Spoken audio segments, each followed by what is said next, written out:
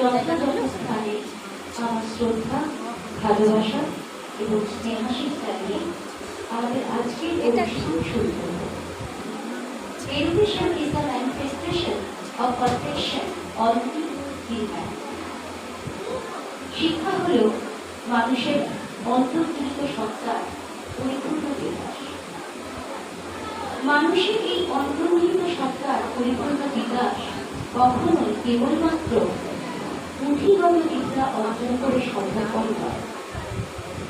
স্বামীর মতে শিক্ষা কেবলমাত্র পুঁথি বা তথ্যের সমষ্টি হতে পারে না। যে শিক্ষা মানুষকে তার নিজের পায়ে দাঁড়াতে শেখায় না, যে শিক্ষা মানুষের মধ্যে মূল্যবোধ, আত্মনির্ভরতা, আত্মমর্যাদা জাগিয়ে তোলে না, সেই শিক্ষা বড় বেদনাদায়ক। স্বামীর চেতনায় শিক্ষার মূল তিনটি লক্ষ্য। প্রথমত আবিষ্কার।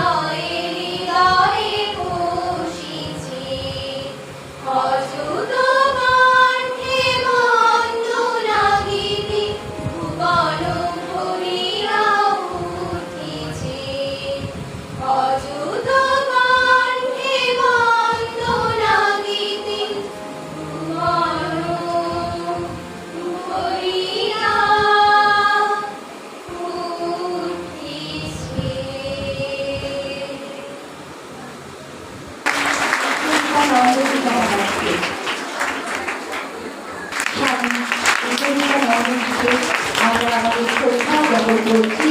শ্রদ্ধা জ্ঞাপন করছেন আমাদের তরফ থেকে শ্রাবণী।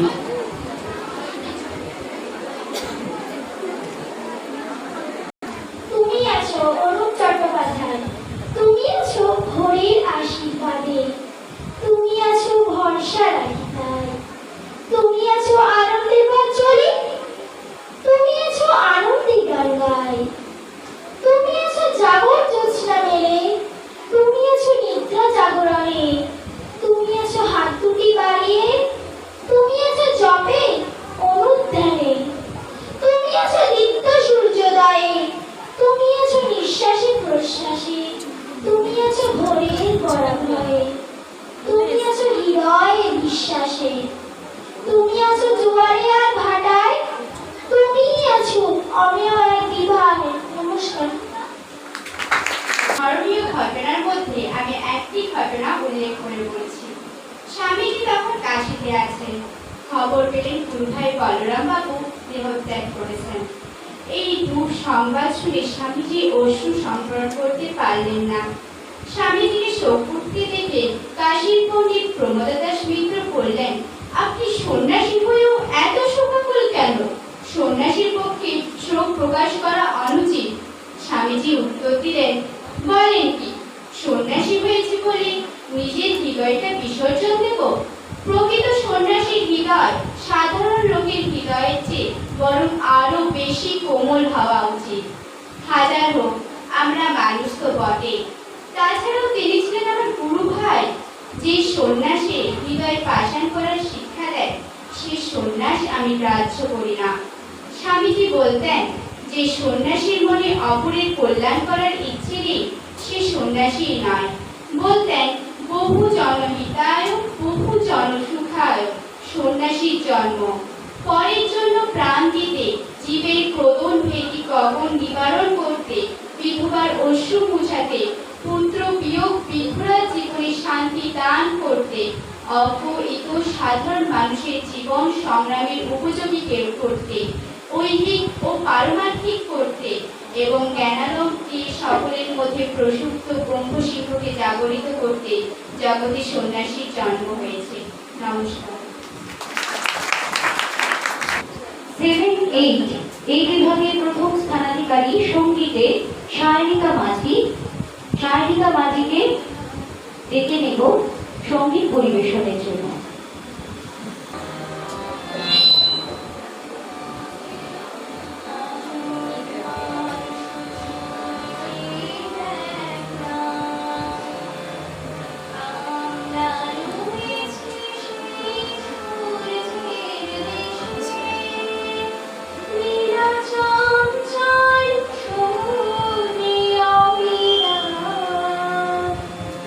গঙ্গা যমুনা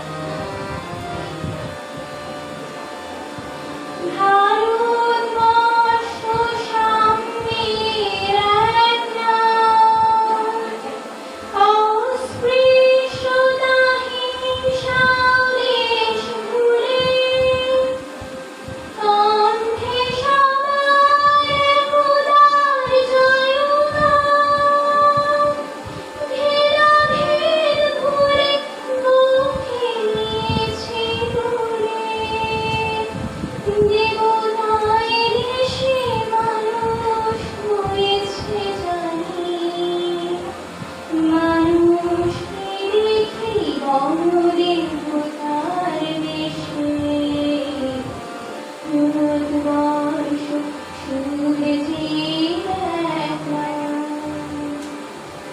আমরা রয়েছি সেই সূর্যের দেশে, নীলাচঞ্চল সমুদ্রে অবিরাম।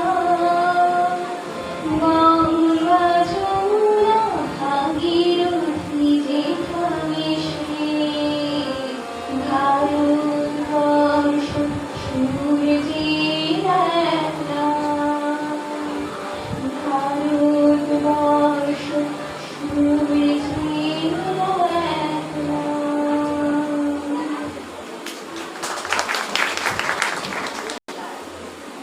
কতটা বলব? স্বামী বিবেকানন্দ, আলমবাজার মঠ, কলকাতা, 5ই মে 1807। স্নেহের মিস নন্দী, তোমার প্রীতি ও উৎসাহপূর্ণ পত্রখানি আমার হৃদয়ে কত যে বল সঞ্চার করেছে তা তোমার কল্পনার ঊর্ধ্বে। এতে কোনো সন্দেহ নেই যে জীবনে এমন অনেক মুহূর্ত আসে যখন মন একেবারে নৈরাশ্যে ডুবে যায়। বিশেষত কোনো আদর্শকে রূপ দেওয়ার জন্য জীবনব্যাপী উদ্যমের পর যখন সাফল্যের ক্ষীণ আলোকরশ্মি দৃষ্টিগোচর হয়, ঠিক সেই সময় যদি আসে এক প্রচন্ড সর্বনাশা আঘাত। দৈহিক অসুস্থতা আমি গ্রাহ্য করি না। দুঃখ হয় এই জন্য যে আমার আদর্শগুলি কার্যে পরিণত হবার কিছুমাত্র সুযোগ পেল না। আর তুমি তো জানোই, অন্তরাই করছে অর্থাভাব, হিন্দুরা শোভাযাত্রা এবং আর কত কিছু করছে, কিন্তু তারা আর টাকা দিতে পারে না। দুনিয়াতে আর্থিক সাহায্য বলতে আমি পেয়েছি শুধু ইংল্যান্ডের মিস এবং মিস্টারের কাছে। ওখানে থাকতে আমার ধারণা ছিল যে 1000 পাউন্ড পেলে অন্তত কলকাতার প্রধান কেন্দ্রটি স্থাপন করা যাবে, কিন্তু আমি অনুমান করেছিলাম 10-12 বছর আগেকার কলকাতার অভিজ্ঞতা থেকে। কিন্তু ইতিমধ্যে জিনিসের দাম 3-4 গুণ বেড়ে গেছে। যাই হোক, কাজ আরম্ভ করা গেছে। একটি পুরনো জরাজীর্ণ বাড়ি 6-7 শিলিং ভাড়ায় নেওয়া হয়েছে এবং তাতেই প্রায় 24 জন যুবক শিক্ষা লাভ করেছে। স্বাস্থ্য লাভের জন্য আমাকে 1 মাস দার্জিলিং থাকতে হয়েছিল। তুমি জেনে সুখী হবে যে আমি আগে চেয়ে অনেক ভালো আছি। আর তুমি বিশ্বাস করবে কি যে কোনো ঔষধ ব্যবহার না করে শুধু ইচ্ছা শক্তি দ্বারাই এর ফল পেয়েছি। আগামীকাল আবার আরেকটি শরীরবিন্যাসে যাচ্ছি, কারণ নিচে এখন বেজায় গরম। আমার দৃঢ় বিশ্বাস তোমাদের শরীরই এখনো টিকে আছে। এখানকার কাজের বিবরণী তোমাকে মাসে অন্তত একবার করে পাঠাবো। শুনতে পেলাম লন্ডনের কাজ মোটেই ভালো চলছে না। প্রধানত এই কারণেই আমি লন্ডনে যেতে চাই না। যদিও জুবিলি উৎসব উপলক্ষে ইংরেজ যাত্রী আমাদের কলেজের রাজা আমাকে তাদের সঙ্গে নিয়ে যাবার জন্য চেষ্টা করেছিলেন। ওখানে গেলে বেদান্ত বিষয়লোকের আগ্রহ পুনরুজ্জীবিত করার জন্য বেজায় থাকতে হতো, ফলে শারীরিক কষ্ট আরো বেশি হতো। অদূর ভবিষ্যতে আমি মাসখানেকের জন্য ওদেশে যাচ্ছি। শুধু যদি এখানকার কাজের গোড়াপত্র দৃঢ় হয়ে যেত, তবে আমি কত আনন্দে ও স্বাধীনভাবেই না ঘুরে বেড়াতে পারতাম। এ পর্যন্ত তো কেবল কাজের কথা হলো, এখন তোমার নিজের কথা বাড়ছে।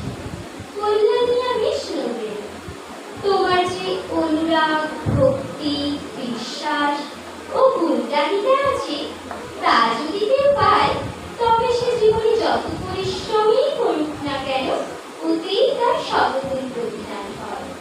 তোমার সর্বাঙ্গীন কুশল হোক। আমার মাতৃভাষায় বলতে গেলে তোমার কাছে সারা জীবন দিতে পারি। তোমার এবং ইংল্যান্ডের অন্যান্য বন্ধুদের চিঠিপত্র আমার কাছে সর্বদাই খুব আনন্দদায়ক ছিল এবং ভবিষ্যতেও তাছাড়া অনুরূপ হবে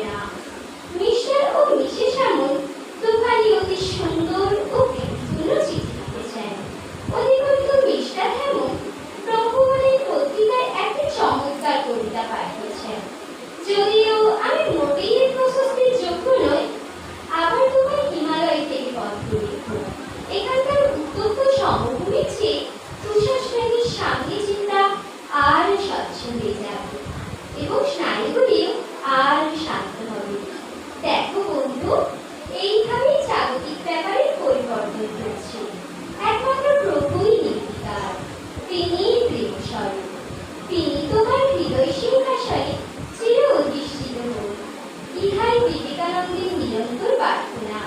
ইতি তোমাদের বিবেকানন্দ। নমস্কার। আজকের অনুষ্ঠানের বিশেষ অতিথি মানস কুমার ধারা মহাশয় এবং এই বিদ্যালয়ের প্রধান শিক্ষিকা মহাশয় সহ অন্যান্য যে সমস্ত শিক্ষক শিক্ষিকাগণ আছেন সকলকে আমি শ্রদ্ধা নিবেদন করি। সর্বোপরি এই গরমের মধ্যে আমার সামনে যারা বসে আছে ছোট ছোট বোনেরা, তাদের আমি স্নেহ ভালোবাসা জানাই। মূল্যবোধ শিক্ষা এই নিয়ে আমাদের মূল আলোচনা, প্রতিযোগিতা এবং পুরস্কার প্রদান অনুষ্ঠান। এই পর্যন্ত আমরা 30টিরও বেশি বিদ্যালয়ে এই অনুষ্ঠান করেছি। খুব সম্ভবত 33টি বিদ্যালয়ে এই ধরনের অনুষ্ঠান হবে।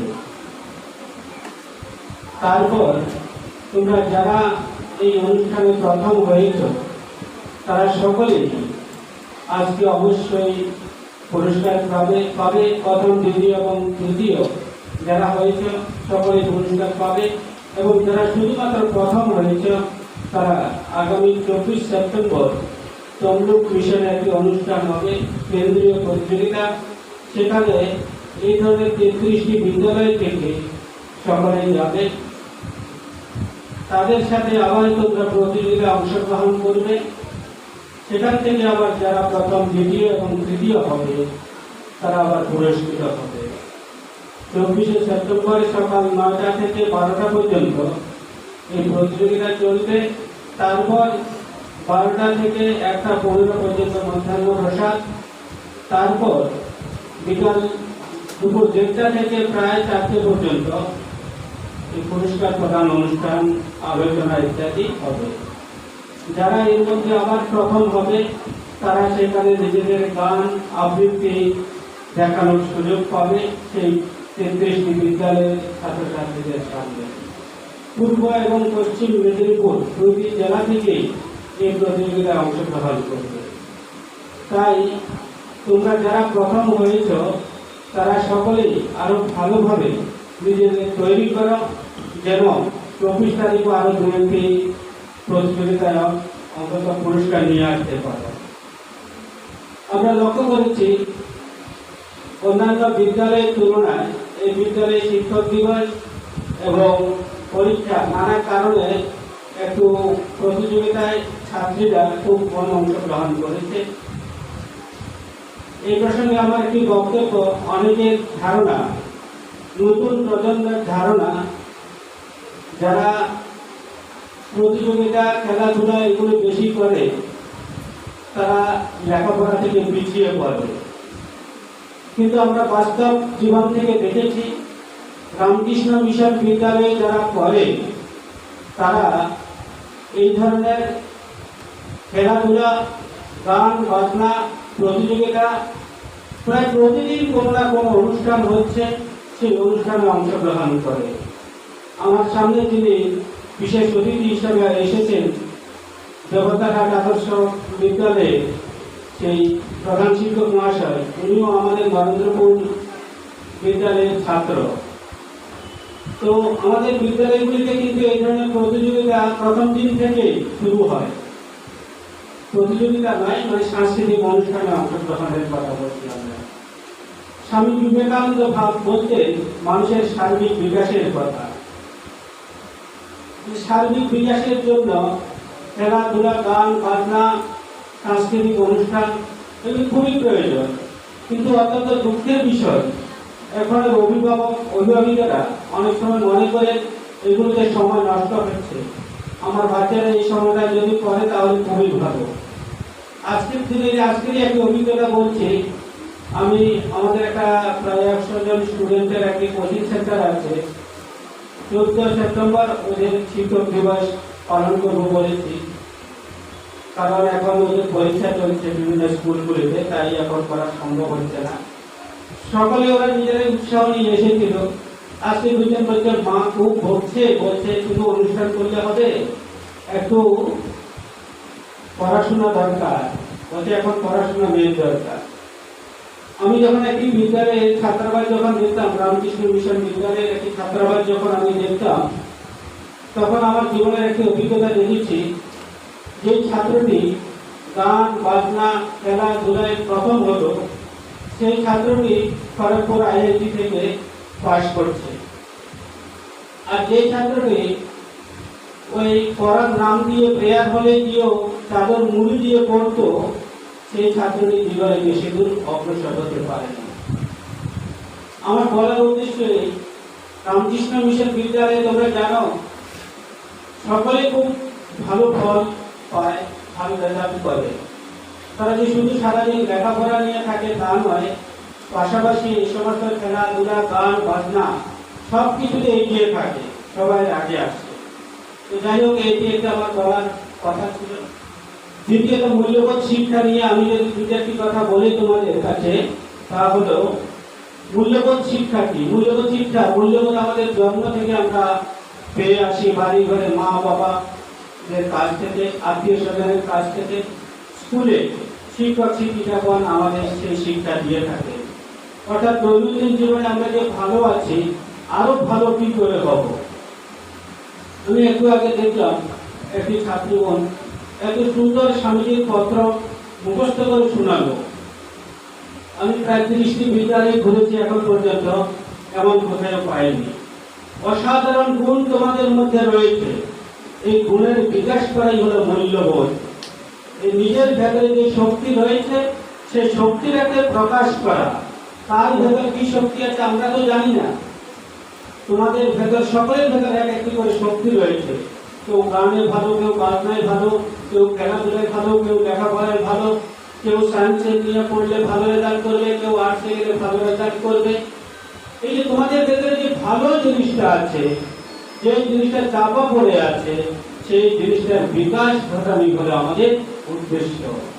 এটি হলো মূল্যবোধ শিক্ষার উদ্দেশ্য। আমরা শুধু মনে করিয়ে দেওয়া তোমাদের কি প্রয়োজন। স্বামী বিবেকানন্দ সারা জীবন সংগ্রাম করে গেছে। এখন যে চিঠিটি পাঠ করলো বা মুখস্থ করলো, তাতে লেখা আছে তিনি বেলুড় মঠ স্থাপনের জন্য কত কঠোর পরিশ্রম করেছেন, কত কঠোর পরিশ্রম করে টাকা সংগ্রহ করেছেন, তারপরে তিনি বেলুড় মঠ প্রতিষ্ঠা করেছেন। এই যে কঠোর সংগ্রাম, তিনি বলছেন ভারতীয়রা টাকা দিচ্ছে না, তার জন্য তিনি বিদেশে গিয়ে বিদেশের কাছ থেকে, বিদেশিদের কাছ থেকে বক্তৃতা দিয়ে দিয়ে তাদের মুগ্ধ করে সেখান থেকে টাকা এনে ভারতের উন্নতি করেছে। ভারতের অধ্যাত্মবিদ্যা এবং বিদেশের পাশ্চাত্যের প্রযুক্তিবিদ্যার সংমিশ্রণে ভারতের উন্নতি তৈরি করেছিলেন। এটাই ছিল স্বামী বিবেকানন্দের উদ্দেশ্য। এই যে স্বামী বিবেকানন্দ ছোটবেলা থেকে আমরা জানি কত সংগ্রাম করেছে। স্বামী বিবেকানন্দের মতো একজন বিশাল ব্যক্তিত্ব, যাকে আমরা সকালে উঠে প্রণাম করি, শুধু আমরা নয়, শুধু বাংলার লোক নয়, সারা বিশ্বের লোক যাকে শ্রদ্ধা জানায়। সেই স্বামী বিবেকানন্দ একটি চাকরি পাচ্ছিলেন না, সাধারণ একটি চাকরি। সেই যদি খাওয়ার জন্য রাস্তা রাস্তায় তাকে ঘুরতে হয়েছিল একটি চাকরির জন্য, মা ভাই বোন তাদের খাওয়ার পড়ার ব্যবস্থা করার জন্য। তারপর তিনি গিয়েছিলেন ছুটে ঠাকুর শ্রী রামকৃষ্ণ দেবের কাছে। এই যে তার জীবনেও সংগ্রাম, প্রতিটা মুহূর্তে সংগ্রাম। ঠাকুর চলে যাওয়ার পরে সারা ভারতবর্ষে তিনি ঘুরে বেড়াচ্ছেন, কখনো পায়ে হেঁটে, কখনো গাড়িতে, কখনো ট্রেনে, কখনো গাছের নিচে, কখনো রাজার দরবারে গিয়ে তিনি থাকছেন। তিনি বোঝার চেষ্টা করেছিলেন ভারতের আত্মাকে, ভারতীয় সংস্কৃতিকে, ভারতবর্ষকে জানার চেষ্টা করেছিলেন, ভারতবর্ষের সমস্যা কি তা বোঝার চেষ্টা করেছিলেন তিনি। এই যে এত প্রতিকূলতা, এই প্রতিকূলতাকে জয় করাই হলো আমাদের জীবন। আমরা যারা জীবনে বড় হয়েছি দেখি, তাদের সকলে দেখি আমরা জীবনে এই প্রতিকূলতাকে জয় করেছি। এই প্রতিকূলতা কিন্তু শুধু বড় হলে শুরু হবে তা নয়। তোমরা অনেকে হয়তো এর মধ্যে অনুভব করেছো, প্রতিকূলতা ছাত্র জীবন থেকে শুরু হয়। স্বামী বিবেকানন্দের ছাত্র জীবন থেকে শুরু হয়েছিল, নেতাজি সুভাষচন্দ্রের ছাত্র জীবন থেকে শুরু হয়েছিল। কি তাদের সেই প্রতিকূলতা? আরো আর্থিক অভাব। নেতাজি সুভাষচন্দ্র বসু তার আর্থিক অভাব ছিল না, তার প্রতিকূলতা কি ছিল? তার মনে প্রশ্ন ছিল কিভাবে এই দেশের উন্নতি করবে। তিনি তার শিক্ষকের কাছ থেকে শুনেছিলেন কি নৈতিকতার কথা। সেই নৈতিকতাকে বাস্তব জীবনে কিভাবে প্রয়োগ করবেন, সেই প্রশ্নের উত্তর নেতাজি সুভাষচন্দ্র বোস করছিলেন। নেতাজি সুভাষচন্দ্রের বসু যখন মাত্র বয়স 15 বছর, তার মাকে 9খানি চিঠি লিখতেন। সেই চিঠিতে অমূল্য সম্পদ, সেই চিঠিতে আমরা দেখতে পাই তিনি তার মনের যে ব্যাকুলতা, ভারতবর্ষের দুঃখ, দারিদ্রতা, এই সমস্তগুলি কিভাবে দূর করবে তা তিনি ভাবছিলেন। এই দেশে কিভাবে আর উন্নত করবেন। এই দেশের মানুষের জীবনের মূল উদ্দেশ্য আধ্যাত্মিকতা। আধ্যাত্মিকতাকে অবলম্বন করে যে মানুষ আরো বড় হতে পারে তার চেষ্টা করবে। এইগুলি ছিল নেতাজি সুভাষচন্দ্র বসু তার মায়ের সাথে যে চিঠিপত্র লিখেন তার মধ্যে লেখা আছে। অর্থাৎ নেতাজি সুভাষচন্দ্র বসু তার জীবনে প্রশ্ন খোঁজ করছিলেন কিভাবে নৈতিকতাকে অবলম্বন করে তিনি জীবনে বড় হবেন। সেই বড় হওয়ার জন্য তিনি দেখেছিলেন স্বামী বিবেকানন্দের রচনাবলী সেই প্রশ্নের উত্তর রয়েছে। স্বামী বিবেকানন্দের রচনাবলী পড়ে তিনি এতটাই উদ্বুদ্ধ হলেন, তিনি সারা জীবন স্বামী বিবেকানন্দকে অনুসরণ করেছিলেন। তার শেষ জীবনে তিনি বলছিলেন, আজ যদি বিবেকানন্দ জীবিত থাকতেন, রামকৃষ্ণ বিবেকানন্দের কাছে আমি কতভাবে যে ঋণী তা বলে শেষ করতে পারবো না। যাই হোক, আজ যদি বিবেকানন্দ জীবিত থাকতেন তাহলে তাকে আমি গুরু পদে বরণ করতাম। এই যে যাই হোক, আমি যতদিন জীবিত থাকবো ততদিন রামকৃষ্ণ বিবেকানন্দ আমার জীবনের আদর্শ হয়ে থাকবে। এই যে তিনি তার প্রায় শেষ লগ্নে এই কথাটি, তার মধ্যে কি আছে? আমরা যে কথাটি বলছিলাম, প্রতিকূলতাকে জয় করা। তোমরা এই প্রতিকূলতা তোমাদের ছাত্রছাত্রীদের জীবনে কি আছে? তোমাদের ছাত্রছাত্রীদের জীবনে প্রথম প্রতিকূলতা, তোমরা বাড়িতে গেলে মা বাবা বলবে আর একটু বেশি করে পড়, ফিরে পড়ালেখা করছিস না, এত পড়ছিস, এত টাকা খরচ করছিস, তাও ভালো মার্কস পাচ্ছিস না, বলে তো বাড়িতে, তাই তো? কি বাড়িতে গেলে পড়তে বলে সবাই? হ্যাঁ। আর কি বলে? আরো ভালো মার্কস পেতে হবে, তাই তো? হ্যাঁ, ওটাই হলো সবার সমস্যা, ছাত্রছাত্রীদের একই কথা। তো তার জন্য তোমাদের কি করতে হবে? সবাই তো ভালো ছাত্রছাত্রী হতে হবে। কি করতে হবে? বেশি করে পড়তে হবে। শুধু তাই নয়, যারা বেশি করে শুধু সারাক্ষণ মুখস্থ করে যায় তারা গাধার মতো খাটে, লাভের লাভ কিছু হয় না। তার জন্য কতগুলি কি প্রয়োজন? কৌশল প্রয়োজন। স্বামী বিবেকানন্দ কি বলেছে? এই যে চুরি বিদ্যা আছে না, চুরি বিদ্যা, যারা চুরি করে, এই যে চুরি করলে কি প্রয়োজন? একটা কৌশল শিখে নিতে হয়, সেই কৌশলটা আয়ত্ত করতে হবে, তাতেও একজন গুরুর প্রয়োজন হয়। আর যারা তোমরা ছাত্রছাত্রী আছো, তোমাদের কতগুলি কৌশল আয়ত্ত করতে হবে, কতগুলি পদ্ধতি জানতে হবে, কিভাবে কম সময়ে বেশি জিনিস আয়ত্ত করতে পারো। তাকে আমরা কি বলি? একাগ্রতা। এই একাগ্রতা সহায়ে আমরা কম সময়ে বেশি জিনিস আয়ত্ত করতে পারি। তাহলে আমাদের ছাত্রছাত্রীদের প্রথম কি লাভ করতে হবে? একাগ্রতা। একাগ্রতা লাভের জন্য প্রথমত কি প্রয়োজন? মনঃসংযোগ। এই মনঃসংযোগের জন্য কি করতে হবে? পড়ার টেবিলে গিয়ে হাত মুখ ধুয়ে সুন্দর করে ফ্রেশ জলে মুখ টুক ধুয়ে দিয়ে তারপর সেখানে বসবে। সকলের সামনে একটি করে ঠাকুর বা দেবতার ফটো আছে, প্রায় সবারই আছে, তাই তো? হ্যাঁ, কারো কালী, কারো সরস্বতী, কারো বিবেকানন্দ, কারো রামকৃষ্ণ, যার যাকে ভালো লাগে তার সামনে গিয়ে একটু বসলে, চোখ বন্ধ করে কতক্ষণ থাকলে, তারপর কি করলে? মনটাকে একাগ্র করার চেষ্টা করবে। এইভাবে 5 মিনিট 10 মিনিট যে যতক্ষণ পারো থাকতে, তারপর যখন পড়াশোনা শুরু করবে তখন দেখবে কম সময়ে কি করবে, অধিক জিনিস আয়ত্ত করে ফেলবে, অনেক বেশি পড়া মুখস্থ করে ফেলবে। একে বলে কৌশল। আর কি প্রয়োজন? নিজের উপর বিশ্বাস। আমিও পারি, আমার দ্বারাও সম্ভব। আমি ক্লাসে ফার্স্ট না হতে পারি, কিন্তু আমি ফেল করব না, 30% পাবো না, অন্তত কমসে কম 80% হলেও পাবো। এই যে নিজের উপর বিশ্বাস, এই বিশ্বাসটুকু রাখা যায়। তারপর কি প্রয়োজন? পাঠাভ্যাস। পাঠাভ্যাস মানে নিয়মিত পড়াশোনা করা। এই যে পড়াশোনা নিয়মিত আমরা করছি, কি করছি? শুধু বইয়ের পড়া, তাই তো? এর বাইরে পড়া তোমরা সময় কম। কারণ এখন যে মোবাইলে সব এসে গেছে, সারাক্ষণ সেখানে বসে থাকো, তার জন্য সময় কমে গেছে। খেলাধুলা করার জন্য সময় কমে গেছে, গান বাজনার জন্য সময় কমে গেছে। তার জন্য কি করতে হবে?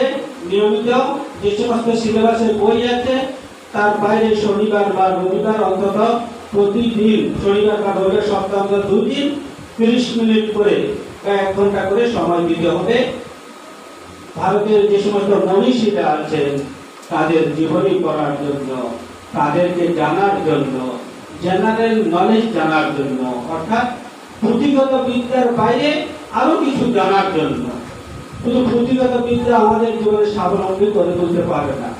তো একজন শুধু ক্লাস 8 পাস করে দিয়ে সে হয়তো দেশ শাসন করছে, একজন মহান মানুষে পরিণত হয়েছে, তাকে সকলে ঘরে ঘরে পূজা করছে। আবার একজন হয়তো অনেক সার্টিফিকেট নিয়ে আছে, কিন্তু একটা ঠিক মতো কাজ পায়নি। তার জন্য তোমাদের কি করতে হবে? নিজের যোগ্যতা অর্জন করতে হবে। এই যোগ্যতা অর্জনের জন্য কি করতে হবে? পুঁথিগত বিদ্যার বাইরে আরো কিছু পড়াশোনা করতে হবে। এই জিনিসগুলি খুবই প্রয়োজন ছাত্রছাত্রীদের জন্য। তারপরে কি প্রয়োজন? তোমরা যখন আরেকটু বড় যখন হবে তখন তোমাদের জীবনে তখন দেখবে নানা ধরনের সমস্যা আসবে। যখন এই যে বলছিলাম ভারতবর্ষের এখন সব থেকে বড় সমস্যা কি? ভারত নয়, সারা বিশ্বের কর্মসংস্থান, তাই তো? কি করে চাকরি পাবে? বাড়িতে দাদারা দিদিরা অনেকে অনেকগুলি সার্টিফিকেট নিয়ে বসে আছে, কিন্তু চাকরি পাচ্ছে না। স্বামী বিবেকানন্দ কি বলছেন?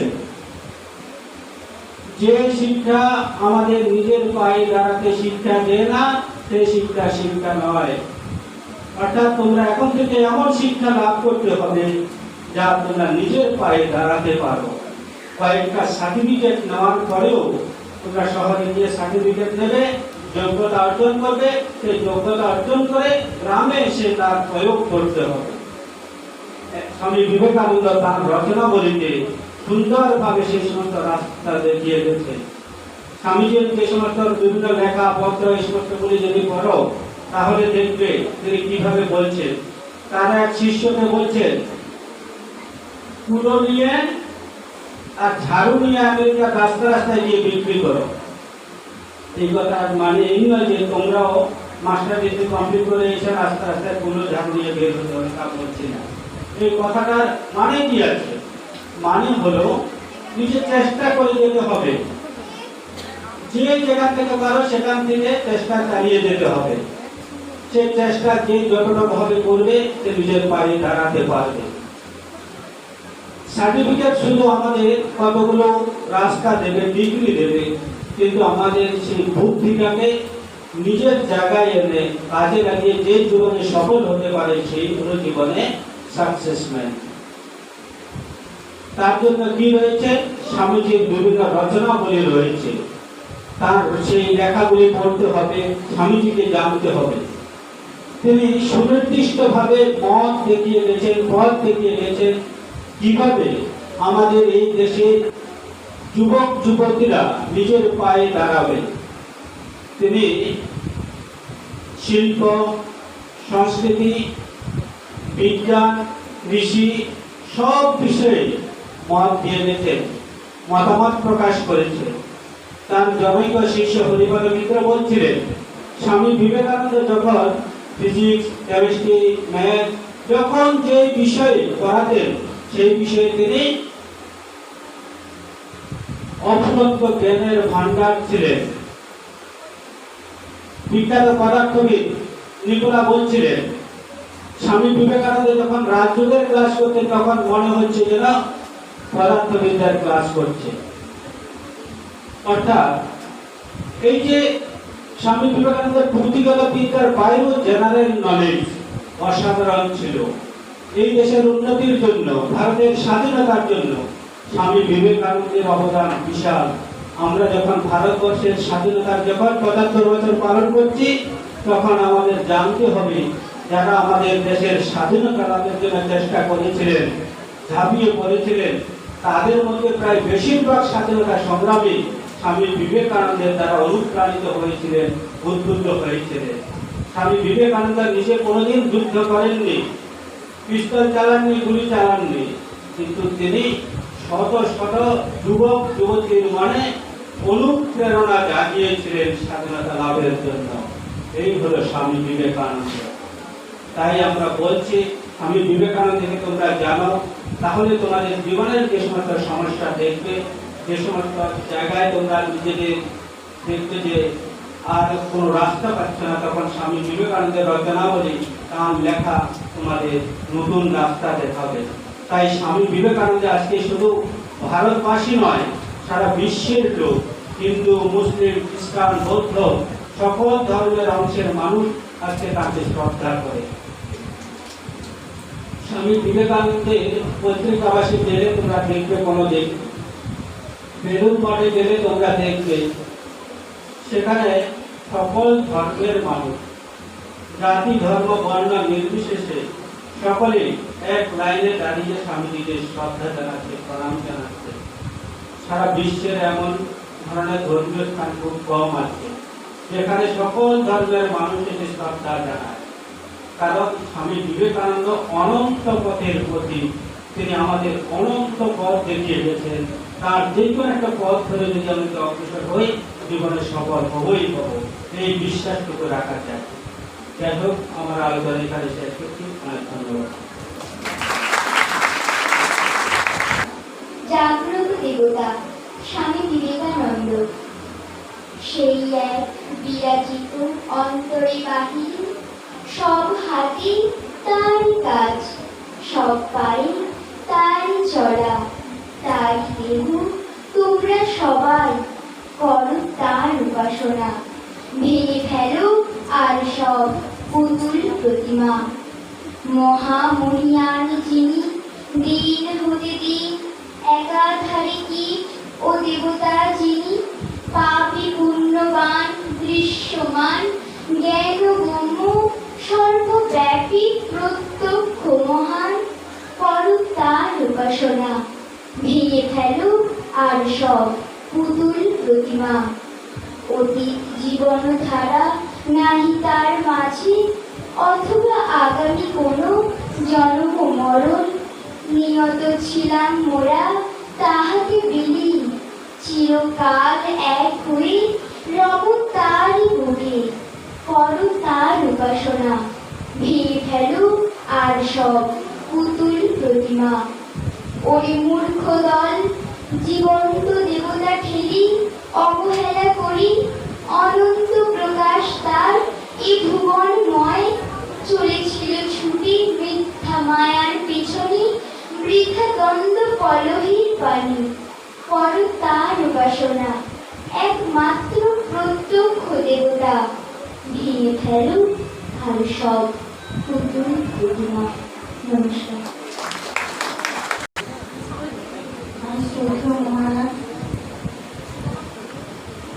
আমাদের স্কুলের প্রধান শিক্ষিকা মহাশয়া,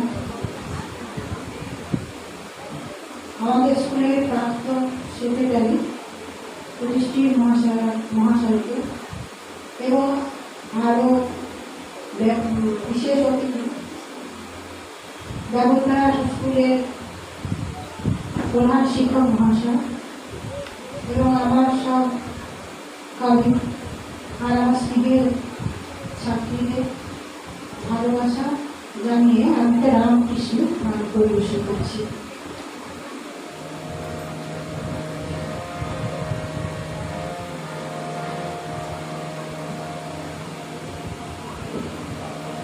প্রেম ধরে মনে রাম রাম কৃষ্ণ নাম, শ্রী রাম কৃষ্ণ নাম, শ্রী রাম কৃষ্ণ নাম। প্রেম ধরে মনে রাম রাম কৃষ্ণ নাম, শ্রী রাম কৃষ্ণ নাম, শ্রী রাম কৃষ্ণ নাম।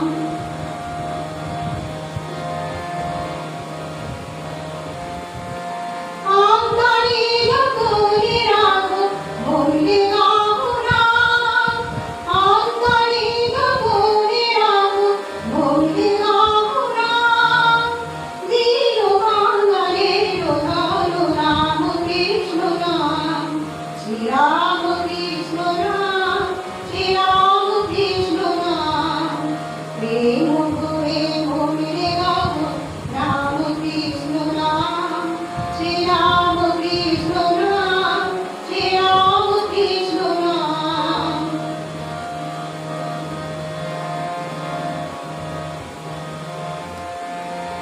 একই বৃন্তে ফুটিল রে রাধা কৃষ্ণ ছাপ, একই বৃন্তে ফুটিল রে রাধা কৃষ্ণ ছাপ। শিব কালী ব্রহ্মা বিষ্ণু শ্যামা সীতারাম, শ্রী রাম কৃষ্ণ নাম, শ্রী রাম কৃষ্ণ নাম।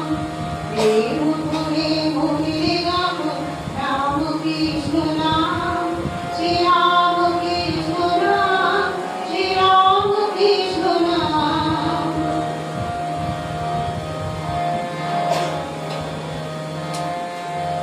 নাম ব্রহ্ম একই জেনে মনে গাব নাম, জন্ম মরণ সাথী রাম কৃষ্ণ নাম। নাম ব্রহ্ম একই জেনে মনে গাব নাম, জন্ম মরণ সাথী রাম কৃষ্ণ নাম। শ্রী রাম কৃষ্ণ নাম, শ্রী রাম কৃষ্ণ নাম। প্রেম করে মনে গাব রাম কৃষ্ণ নাম, শ্রী রাম কৃষ্ণ নাম, শ্রী রাম কৃষ্ণ নাম।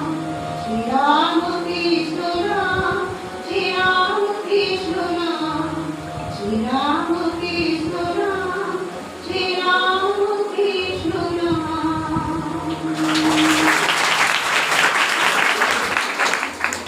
শ্রাবণী থেকে ভীষণ সুন্দর একটি গান শুনলাম। এরপর 9-10 এই বিভাগে আবৃত্তি পরিবেশন করার জন্য আমি প্রথম স্থানাধিকারিণী পারমিতা হাজরাকে ডেকে নেব। পারমিতা হাজরা বিভাগ 9-10 পরিবেশন করছে আবৃত্তি। সূর্য ধৈর্য ধর কিছুকাল হেবির হৃদয়, স্বামী বিবেকানন্দ। সূর্য যদি মেঘাচ্ছন্ন হয় কিছুক্ষণ, যদি বা আকাশ হেলো বিষণ্ণ গম্ভীর, ধৈর্য ধর কিছুকাল হেবির হৃদয়, জয় তব যেন সুনিশ্চয়। শীত যায় গ্রীষ্ম আসে তার পাছে পাছে, ঢেউ পড়ে ওঠে পূর্ণ তারই সাথে সাথে। আলো ছায়া আগামীদের পরস্পরে, হও তবে ধীর স্থির বীর। জীবন কর্তব্য ধর্ম বড় তিক্ত জানি, জীবনের সুখ জয় বৃথা ও চঞ্চল। লক্ষ্য আজ বহু দূরে ছায়ায় মরি, তবু চলো অন্ধকারে হেবির হৃদয়, সবটুকু শক্তি সাথে লয়ে। কর্মনষ্ট নাহি হবে, কোনো চেষ্টাই হবে না বিফল। আশা হোক উন্মিলিত, শক্তি অস্তমিত, কোটি দেশ হতে তব জনমিবে উত্তর পুরুষ। ধৈর্য ধর কিছুকাল হেবির হৃদয়, কল্যাণে নাহি কবিলয়। জ্ঞানী গুণী মুষ্টিমেয় জীবনের পথে, তবুও তারাই হেথা হন কর্ণধার। জনগণ তাহাদের বোঝে বহু পরে, চাহিও না কার চলো, সাথে তব প্রান্তদর্শী দূরদর্শী যারা, সাথে তব ভগবান সর্বশক্তিমান। আশিস ছড়িয়া পড়ে তব শিরে, তুমি মহাপ্রাণ, সত্য হোক, শিব হোক, সকলই তোমার। নমস্কার।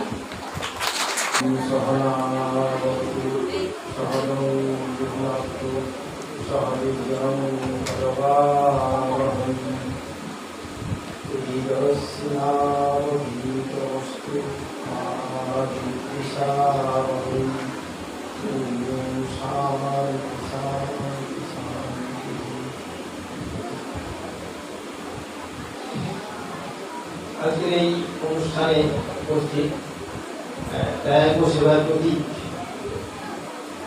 রামকৃষ্ণ মিশনের প্রণম্য সন্ন্যাসী মহারাজ স্বামী একরূপানন্দ, উপস্থিত এই বিদ্যালয়ের প্রধান শিক্ষিকা, এই বিদ্যালয়ের প্রাক্তন সম্পাদক সহ শুভানুধ্যায়ী ব্যক্তিবৃন্দ এবং এই বিদ্যালয়ের সকল সম্মাননীয় শিক্ষক শিক্ষিকা শিক্ষাকর্মীবৃন্দ ও ভালোবেসে ছাত্রছাত্রীবৃন্দ,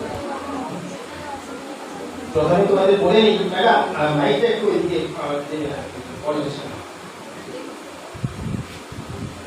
রাখুন। আমি তোমাদের কাছে কিছু জানতে চাইবো। নাও, ভয় পাচ্ছ কেন? কি নিয়ে আলোচনা হচ্ছে? এই তো ম্যাডাম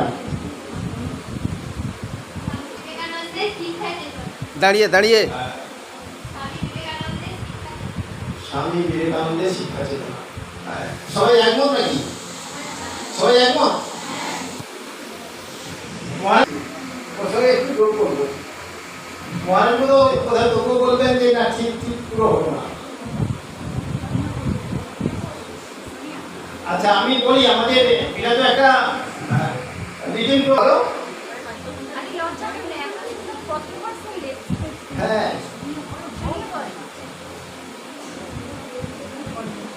ছেড়ে দে। এবার কি বলবে? ছাত্র জীবনের ভালো এডুকেশনের ভালো ভালো ভালো এডুকেশনের গুরুত্ব। Value education. ভ্যালু এডুকেশনের বাংলা বলতে হবে? মূল্যবোধ শিক্ষা।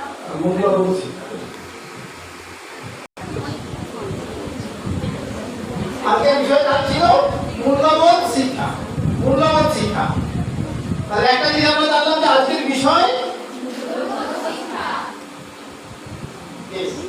তাহলে একটা ব্যাপার পরিষ্কার হয়ে গেল। দ্বিতীয় হচ্ছে, তাহলে মূল্যবোধ শিক্ষা কি, এই বিষয়ে তার উপর ধারণা স্বামীজির শিক্ষা চেতনা ছাড়া তার উপর ধারণা।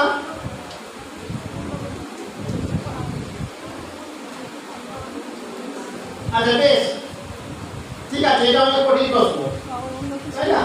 কঠিন প্রশ্ন তো, সহজ প্রশ্ন। আচ্ছা, মূল্যবোধ শিক্ষা কি আমাদের স্কুলে দেওয়া হয়? হ্যাঁ কি না? স্কুলে কি মূল্যবোধ শিক্ষা দেওয়া হয়? হ্যাঁ। আচ্ছা, যদি কেউ স্কুলে না যায় তাহলে সে মূল্যবোধ শিক্ষা পেতে পারে? হ্যাঁ না? ও, তাহলে স্কুলে আসলেও পায়, না আসলেও পায়, এই তো। তাহলে আমরা এরকম একটা জায়গাতে এলাম যে এমন একটা শিক্ষা যেটা স্কুলে গেলেও কেন হয় আর স্কুলে না গেলেও হয়। তার মানে মূল্যবোধ শিক্ষার জন্য স্কুলে যাওয়ার প্রয়োজন নেই, তাই তো? স্কুলে না গেলেও যদি শিক্ষাটা হয়, তাহলে মূল্যবোধ শিক্ষার জন্য স্কুলে যাওয়ার প্রয়োজন আছে কি? তাহলে স্কুলে না এলেও এই শিক্ষা হবে কি করে? আমার একটা যুক্তি থাকবে তো, যখনই আমরা যে কোনো একটা সিদ্ধান্তে আসবো যুক্তি দিতে পারবো। তাহলে পুরো পুরো তো পরিধর্মী কথা বললে তো যুক্তি আসবে না। তাহলে আমি আবার কি করছি? মূল্যবোধ শিক্ষার জন্য স্কুলের প্রয়োজন কিনা? স্কুলে যদি কেউ না আসে, সে মূল্যবোধ শিক্ষা পেতে পারে কিনা? এবার যুক্তি দাও। এবার ওরা একটা যুক্তি এলো, তুমি কিছু বলবে?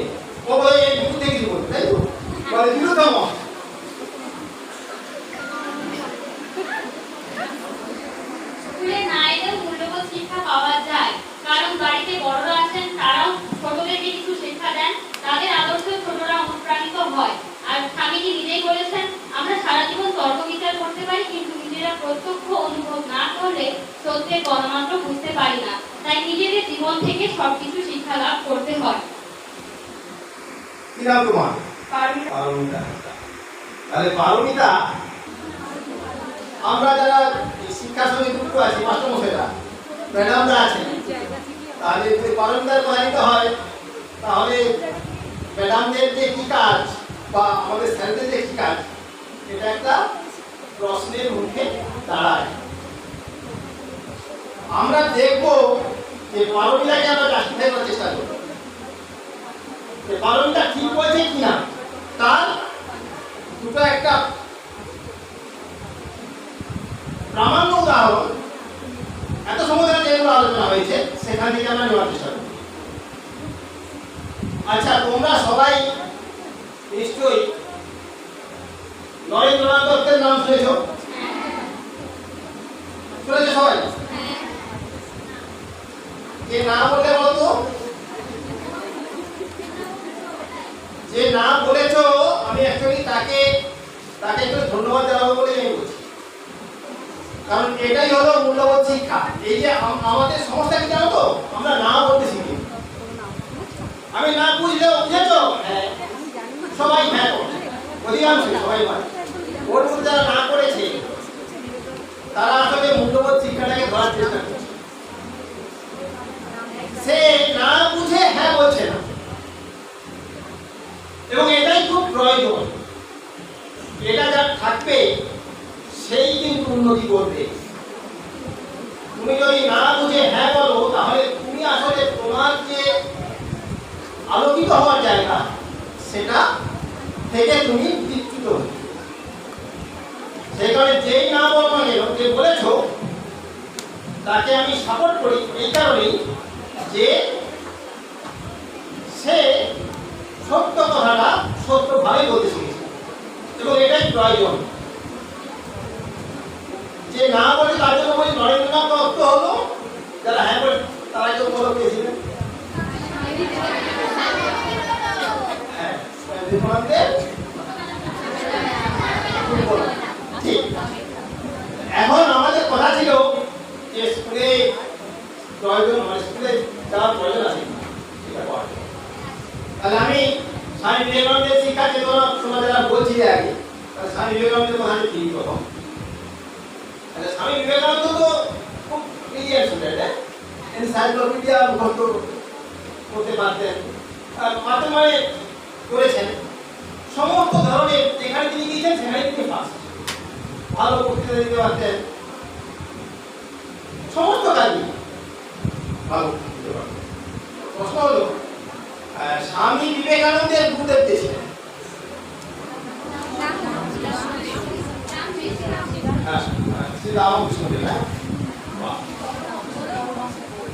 আমরা জানি স্বামী বিবেকানন্দ খুব বড় বড় জায়গাতে পড়াশোনা করছে। হ্যাঁ, শ্রী রামকৃষ্ণ দেব। তার ছোটবেলার নাম বলতে পারবে? হ্যাঁ, এই তো পাশে দাও। হ্যাঁ, বলো। আমাকে জিজ্ঞাসা করছো? আমাকে জিজ্ঞাসা করছো না উত্তর দিচ্ছি? গোলাধার কি? ঠিক আছে, ঠিক বলেছো, ভেরি গুড, ভেরি গুড। বসো। গোলাধার চট্টোপাধ্যায়। আচ্ছা, কারোর ধারণা আছে গোলাধার চট্টোপাধ্যায় কতদিন পড়াশোনা করেছিলেন স্কুলে গিয়ে? তোমার ধারণা আছে? আর কারো? হ্যাঁ, বলবো চাই পড়াশোনা প্রায়ই করেননি। লিখতে পারতেন। তাহলে প্রশ্ন হলো, তাহলে এই যে নরেন্দ্রনাথ দত্ত যিনি স্বামী বিবেকানন্দ হলেন, তার ভেতরে যে ক্ষমতা ছিল যেটা আলোকিত হলো কার সান্নিধ্যে গিয়ে? একজনের সান্নিধ্যে গিয়ে, যিনি কিন্তু স্কুলে যাননি।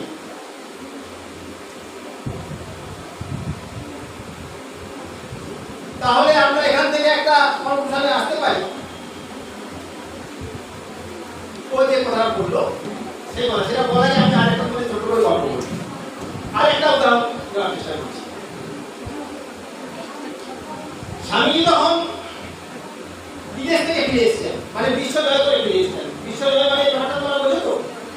হ্যাঁ, ওই শিকাগোতে গিয়েছিলেন, ঠিক শিকাগোতে স্বামীজির বক্তৃতার আগে এবং পরে অবস্থা সম্পর্কে একজন বিখ্যাত মানুষ একটা খুব সুন্দর মন্তব্য করেছেন। সেই মন্তব্যটা তোমরা জানলে বুঝতে পারবে যে স্বামীজির এই শিকাগোর বক্তৃতা আসলে এফেক্টটা কি ছিল। তিনি বলছেন যে before the Chicago address, Indians were the preachers of history. Before the Chicago address, Indians were the preachers of history. Preachers মানে যে কোনো প্রাণী বলি আর কি, ক্রিয়েটার ওরা ফলো করে, হ্যাঁ ওটা preachers। অর্থাৎ আর পাঁচটা প্রাণীর মতোই ভারতীয়দের অবস্থা ছিল টিচার চিকাগো অ্যাড্রেসের পূর্বে। And after the Chicago address, Indians became the creators of history. এই চিকাগো অ্যাড্রেসের পরে ভারতবাসী হয়ে গেলেন ইতিহাসের স্রষ্টা। রাইট? তাহলে চিকাগো অ্যাড্রেসের ভারতীয়দেরকে কোন জায়গাতে পৌঁছেছিল সেটাই বলি। এইরকম বিষয় করে সামনে ফিরে এসছেন, এসে মহারাজ বলেন বেলুর মধ্যে যাওয়ার জন্য অনেকটাই জমি দিয়েছেন, কাজ শুরু হয়ে গিয়েছে। তার সঙ্গে এসছেন বিদেশিরা। সেই সময় প্লেগ রোগ হচ্ছে, সেই প্লেগের জন্য কাজ করছেন, তোমরা সবাই জানো তার নাম এলিজাবেথ মার্গারেট ওয়াটসন। যার চিঠিটা পড়লে তুমি বাকি চিঠিটা পড়লে যেমন ভদ্র পড়লে তুমি না, ওই যে নকুল হলেন এলিজাবেথ মার্গারেট নকুল, তিনি পরবর্তীকালে যার নাম হয়েছিল সিস্টার নিবেদিতা। ওই চিঠিটা কেন এই চিঠিটা কেন বাঁচা মহান এটা বাঁচলেন কেন, মানে এটাও কারণ। তো সেই সময় এই এলিজাবেথ মার্গারেট নকুল এই প্লেগের জন্য কাজ করছেন, অর্থের প্রয়োজন। তিনি বললেন যে এটাকে বিক্রি করতে হবে, মানে বেলুর মঠের জন্য যে জমিটা কেনা হয়েছে সেটাকে বিক্রি করে দেবেন বলে বললেন, এবং সেই প্রস্তাব নিয়ে গেলেন সারদা দেবীর কাছে। নাম শুনেছে তো? তখন সারদা দেবী বললেন যে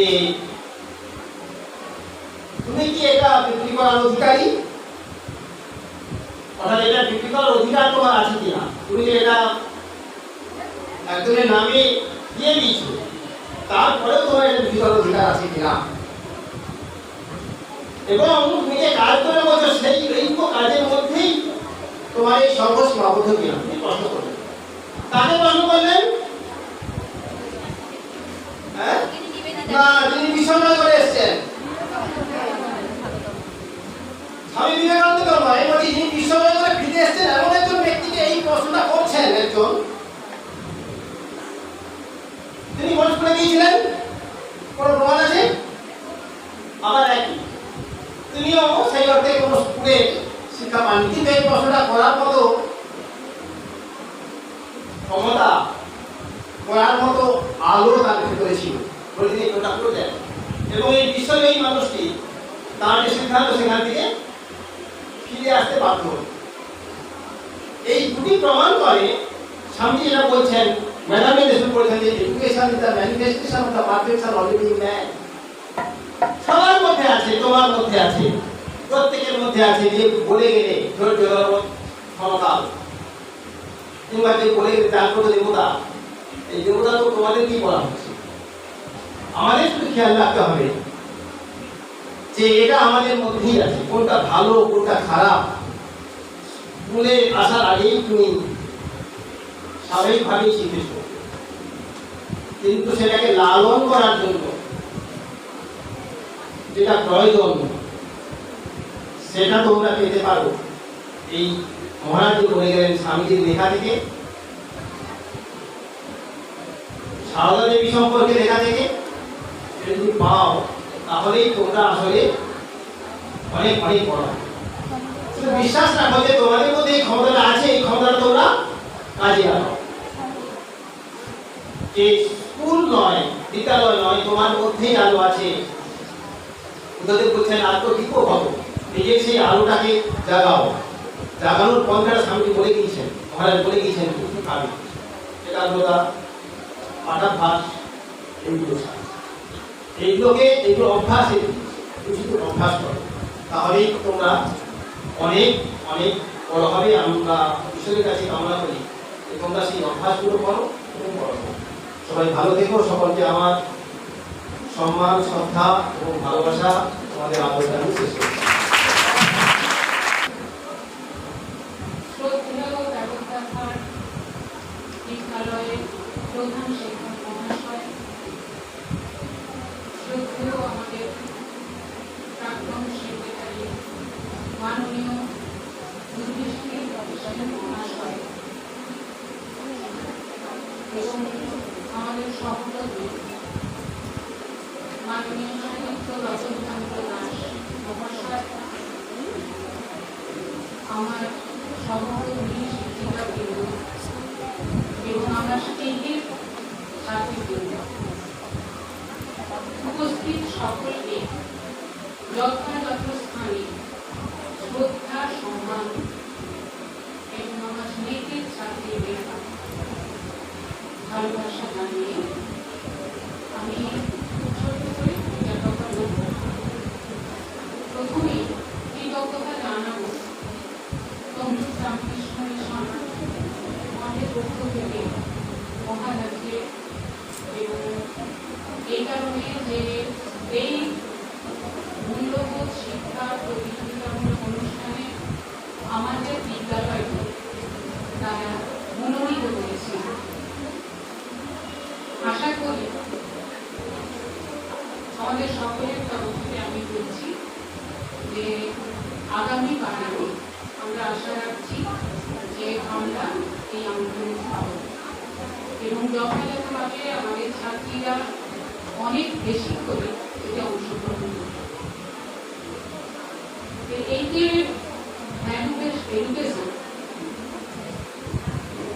যেটা প্রয়োজন আজকের বিশ্বে এবং বর্তমান ভারতে অনেকটাই বেশি।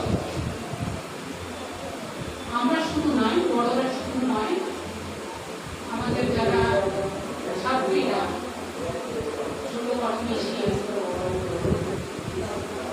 তারা গ্রামেরই হোক, প্রত্যন্ত নিয়ে আসুক বা শহরাঞ্চলেরই হোক, তারা সবাই, আমরা সবাই অবগত আছি যে আমরা এমন একটা সামাজিক পরিবেশের মধ্যে আছি যেটা খুব একটা কাম্য নয়। সেখানে দাঁড়িয়ে আমাদের অনেক বেশি বেশি করে এই ধরনের অনুষ্ঠানের প্রয়োজন, এবং আমরা প্রত্যেকটি স্কুল বিদ্যালয় ভিত্তিক ভাবে এই ধরনের প্রোগ্রামের মাধ্যমে আমাদের শুধুমাত্র ছাত্রছাত্রীদের তাদের যে মেরুদণ্ড সোজা করে রাখা এবং সত্য কথা যেটা বহুমূল্য বা মনে হয়েছে সেটা সাহসের সঙ্গে বলা, যেটা প্রয়োজনীয়তা অনেকটাই আছে। এই অনুষ্ঠানে আমি প্রথমেই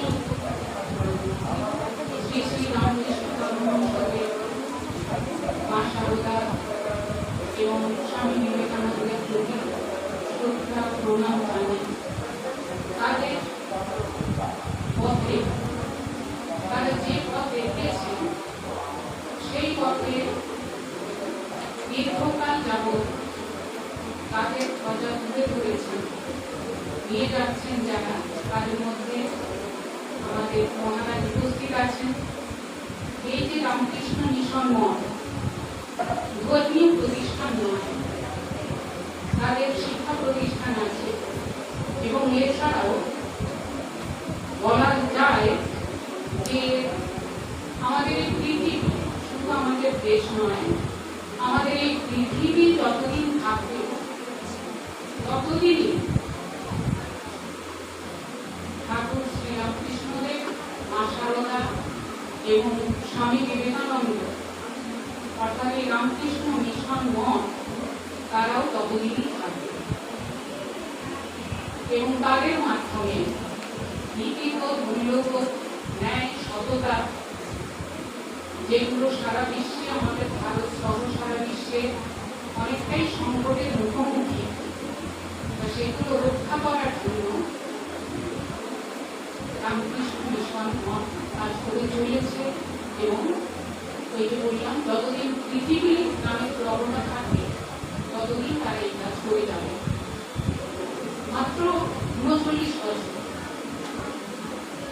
স্বামী বিবেকানন্দ বেঁচেছিলেন, মাত্র 39 বছর, বলছে আমার গায়ে কাঁটা দিচ্ছে। হাজার হাজার বছরে কাজ করে গেছে।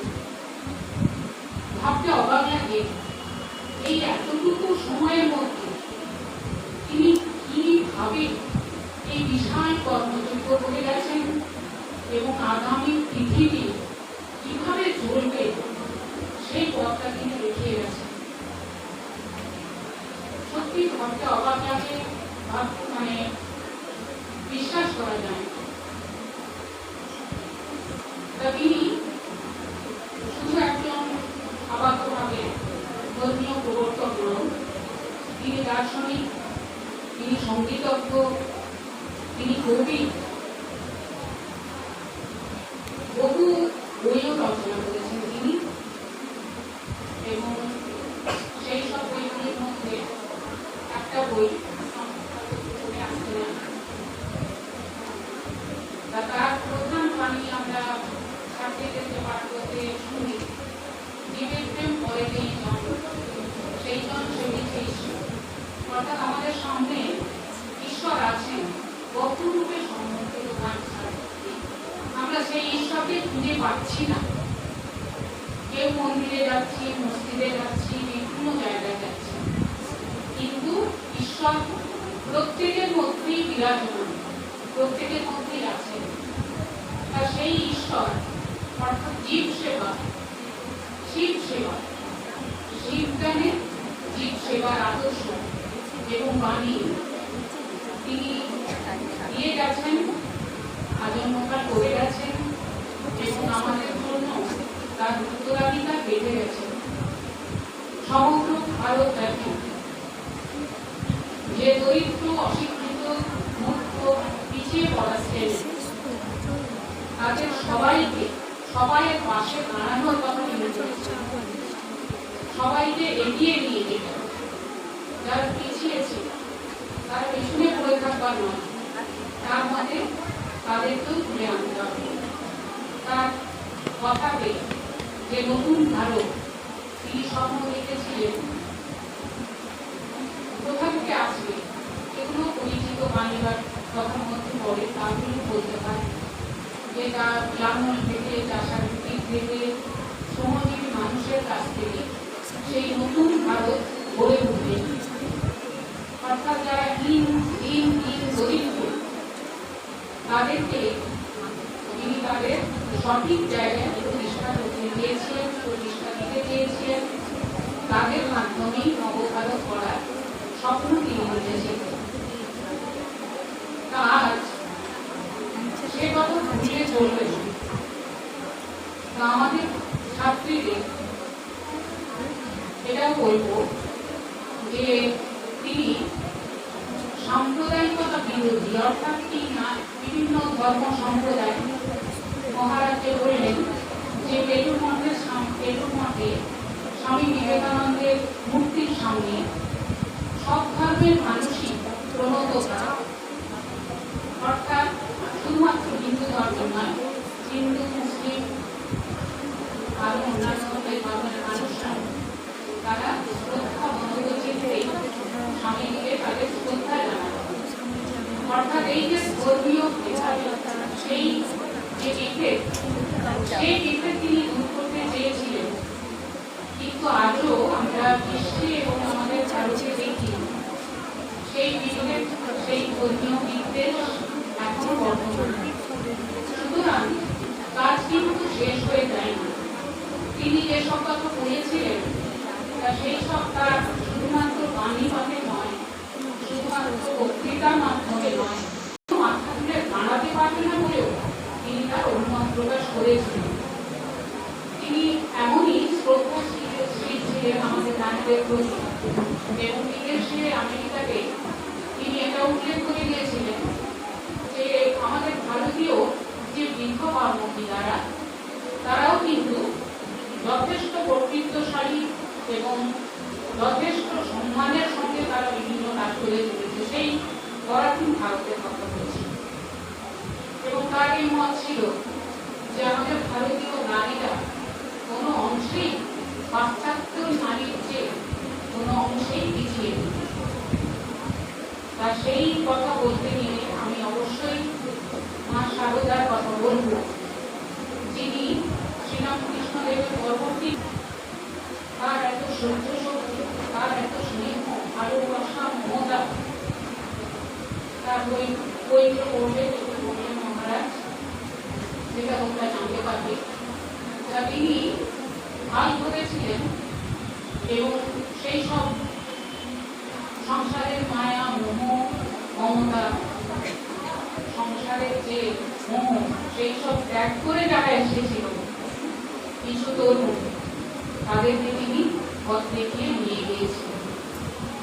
এরপরে আমরা জানি যে শুধু দেশে নয়, দেশে বিদেশে বহু নারী পুরুষ তারা এই মিশনের সঙ্গে সংযুক্ত হয়েছিলেন এবং খ্রিস্টান নিবেদিরা অভিনিবেদিতার কথা অবশ্যই উল্লেখ করতে হয়। তিনি বিদেশিনী হয়ে এসে যেভাবে তিনি জনসেবার কাজ, সমাজ সেবার কাজ করে গেছেন তা অকল্পনীয়। স্বামীজিকে জানতে হবে, স্বামী বিবেকানন্দকে জানতে হবে, তা না হলে আমরা ভারতকে জানতে পারবো না, ভারতের যে ঐতিহ্য সেটাকে জানতে আমরা পারবো না। অংশ প্রতিযোগিতা এদিকে তাকাও, এদিকে তাকাও।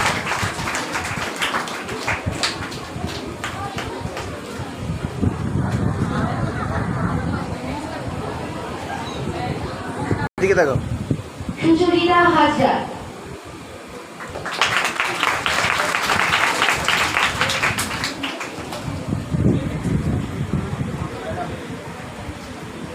দ্বিতীয় স্থান অধিকার করেছে ছিরিক আহমেদ।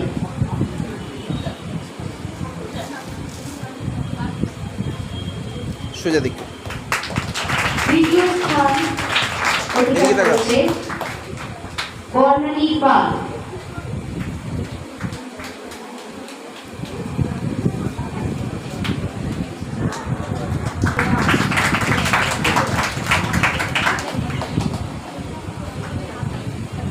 এরপর আবৃত্তি প্রতিযোগিতা।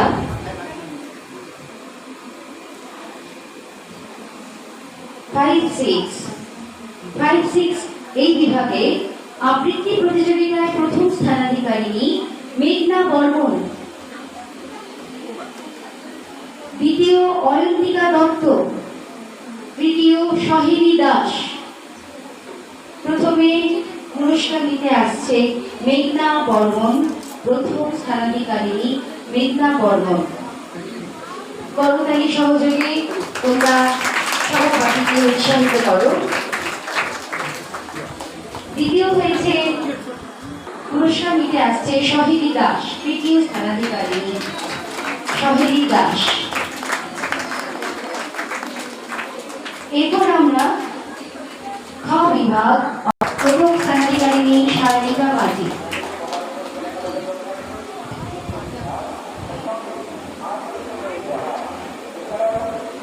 পুরস্কার তুলে দিচ্ছেন,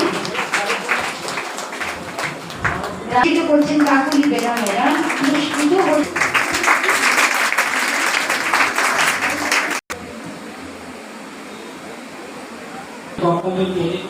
তোমাদের বিদ্যালয়ের লাইব্রেরির জন্য দুটি বই তুলে দিচ্ছি তোমাদের বিদ্যালয়ের প্রধান শিক্ষিকা মহাশয়ের কাছে।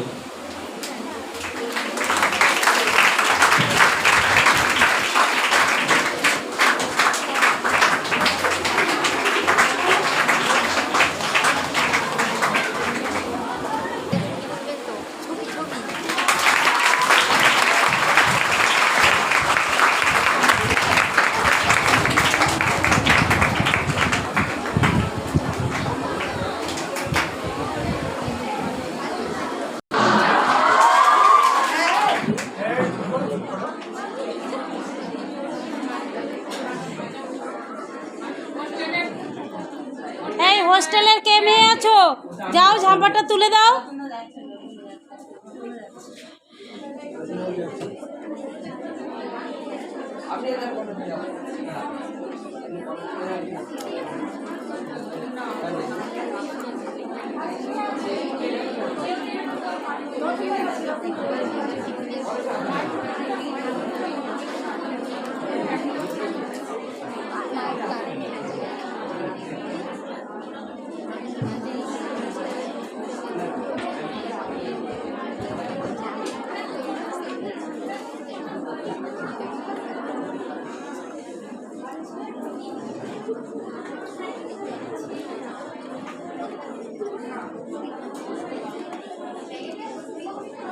এই চুপ করো, এক্ষুনি এসে যাবে।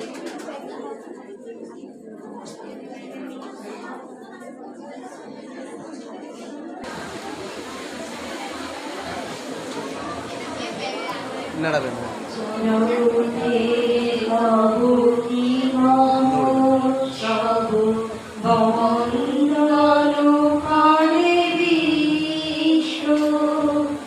জগতে তব কি মহোৎসব, বন্দন করে বিশ্ব।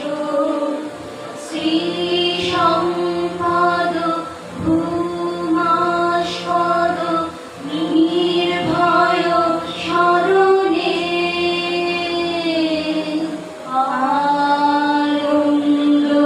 আনন্দলোকে মঙ্গলালোকে বিরাজ সত্য সুন্দর। আনন্দলোকে মঙ্গলালোকে বিরাজ সত্য সুন্দর। মহিমা তব উদ্ভাসিত মহাগগন মাঝে, মহিমা তব উদ্ভাসিত মহাগগন মাঝে, বিশ্বজগৎ মণিভূষণ বেষ্টিত চরণে,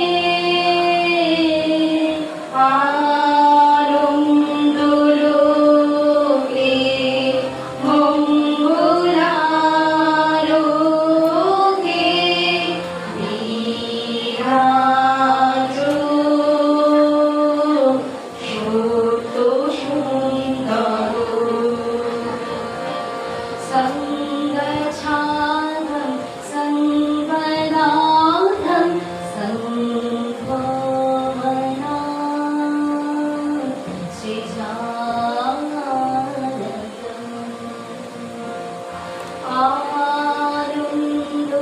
আনন্দলোকে মঙ্গলালোকে বিরাজ সত্য সুন্দর।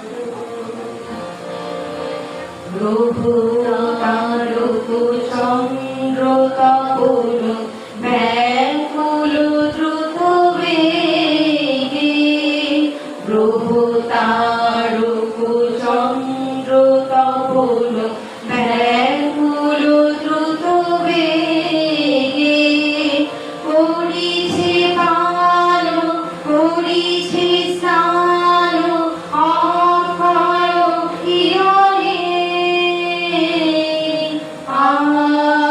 আনন্দলোকে মঙ্গলালোকে বিরাজ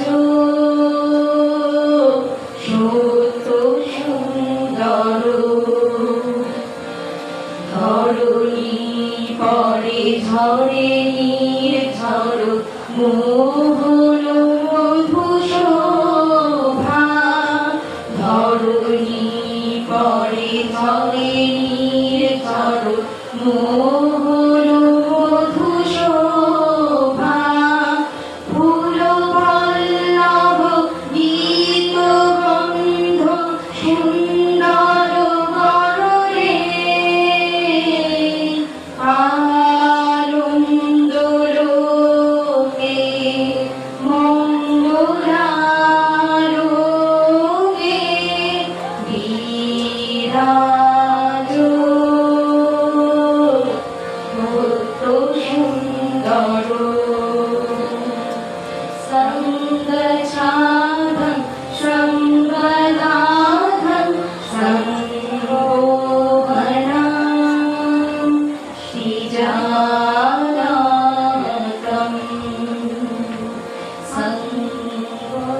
সংগোহনং শ্রীজাতং